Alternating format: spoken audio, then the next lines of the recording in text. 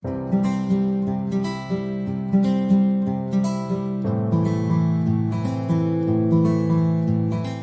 warahmatullahi wabarakatuh, Buya. Salam. Saya dengar ceramah Buya kalau ruh itu bisa mendengarkan kita berbincang-bincang. Itu tuh ketika ruh tepat di atas kuburannya, atau ketika di rumah juga mendengar. Soalnya kalau ternyata di rumah juga ruh-ruh itu bisa mendengar, saya akan amalkan membaca surat Yasin di rumah untuk menghibur atau mendoakan kakek nenek yang telah lama meninggal dunia. Karena kalau harus ke kuburannya lumayan jauh, Buya. Terima kasih, mohon penjelasannya. Bismillah. Masalah orang meninggal mendengar orang yang hidup ini hampir disepakati. Memang ada perbedaan. Sebagian mengatakan tidak mendengar. Tapi Nabi pernah menyeru waktu selesai perang Badar, dipanggil ya Aba Jahal, ya Aba Syaibah binti Utbah dan seterusnya. Orang-orang dipanggil Rasulullah. Sampai saya tidak marah, ya Rasulullah, mereka tidak mendengar. Mereka sudah mati, masa mendengar? Sampai Nabi menjawab, engkau tidak lebih mendengar dari mereka. Artinya mereka mendengar. Kemudian juga kita disunnahkan kalau ziarah kubur mengucapkan apa? Assalamualaikum. Nah, berarti ini mengisyaratkan bahwasanya mereka mendengar. Mereka mendengar salam kita. Assalamualaikum ahlad diyar minal mu'minin wal mu'minat wal muslimin wal muslimat wa inna insyaallah bikum lahiqun nas'alullaha wa lakumul afiyata. Nas'alullah lana wa lakumul afiyata. Hadis sahih. Baik, masalah mendengarnya orang meninggal dunia adalah sudah jelas. Tidak usah bertanya lagi, tidak usah ragu lagi. Orang meninggal dunia mendengar omongan. Bahkan dalam hadis juga, waktu ada orang mengkubur, dia akan mendengar terompah kaki berjalannya. Di saat meninggalkannya, dia mendengar semuanya. Kemudian yang kedua, tempatnya alam barzah itu bukan di kubur itu. Kubur itu menyimpan jasadnya, seorang manusia. Alam barzah ini sampai digambarkan, dia sudah alam.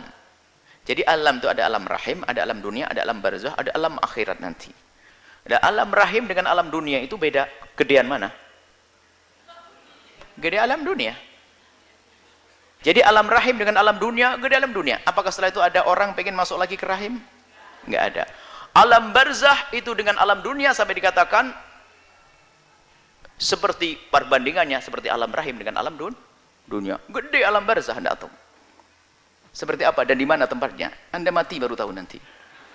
Nah, kemudian setelah itu ada alam akhirat, surga dan neraka. Wah, yang luasnya sudah. Nah, jadi alam barzah itu beda dengan alam dunia.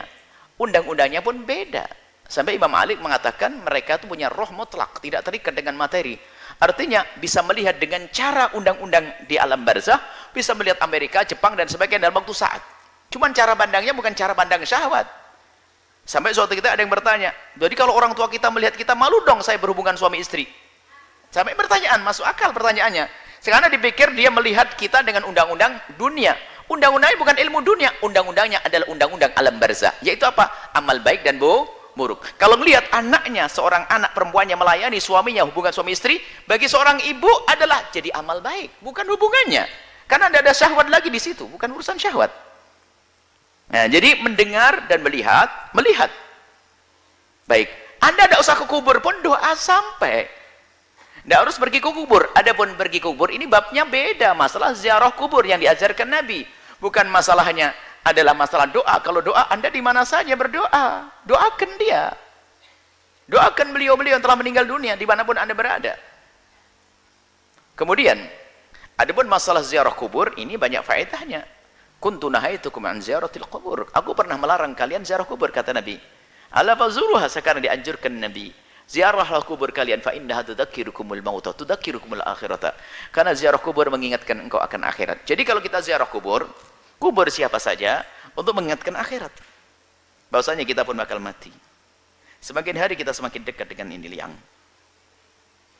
Agar kita sadar untuk semakin giat dalam beribadah, memanfaatkan waktu yang tersisa, memanfaatkan hembusan nafas yang masih ada, menjauhi kemaksiatan. Kemudian setelah itu apa? Mendoakan juga. Mendoakan di tempat yang jauh nyampe, dekat juga nyampe. Jangan sampai ziarah kubur hanya ngelihat tok, tidak berdoa. Keterlaluan benar Anda itu. Mendoa sekali, maka doa di atas kubur sah. Membaca Al-Quran di atas kubur sah. Bukan di atas, saya masih di kubur sah. Baca Quran di kamar sah, baca Quran di sawah sah, baca Quran di mana saja sah. Jangan sampai dirubah. Baca Al-Quran di kubur jadi haram, nggak ada aturan begitu. Saya ziarah kakek saya ingin membaca, saya ingin mengambil ibrah, berarti saya juga bakal mati seperti kakek. Cukup sampai di situ saja. Kok pelit banget kamu, nggak pernah doain? Ya doa dong. Allah firlahu warhamhu wa'afi. Cukup dengan doa. Ada sebab-sebab dikabul doa. Apa itu? Dengan amal soleh, baca Quran, baca ini dan sebagainya, agar doa dikabul. Belum lagi masalah ihda'u thawab yang ulama kebanyakan mengatakan nyampe, pahala baca amal baik sebaik-baik banyak-banyaknya, lalu Anda hadiahkan. Bagi yang mengatakan tidak sampai, itu urusan Anda. Saya kirim kepada Anda insya Allah, jangan khawatir. Yang nggak percaya tetap saya kirimin nanti. Jadi permasalahannya adalah ini beda masalah ziarah kubur. Jadi kalau Anda dalam mendoakan, biarpun Anda tidak bisa ziarah, jangan lupa doa. Ziarah Anda dengan batin Anda, ziarah kubur. Itu adalah memang sunnah. Nggak ada yang mengingkari masalah ziarah kubur ini. Ziarah kubur adalah sunnah. Ziarah kubur asal manusia saja sunnah. Bagaimana jika itu ziarah baginda Nabi Muhammad sallallahu alaihi wasallam? Ada akhir zaman yang mulai dirubah. Ziarah kubur Nabi jadi bid'ah. Aneh sekali. Ziarah orang tua kita sunnah, ziarah kubur Nabi jadi bid'ah. Baik, semoga Allah menjaga iman kita, mengampuni kita, dan berikan keselamatan husnul khatimah, melapangkan kubur kita, alam barzah yang lapang ya, kemudian sampai di padang mahsyar dengan selamat dan hingga di surga Allah Subhanahu wa taala. Wallahu a'lam bissawab.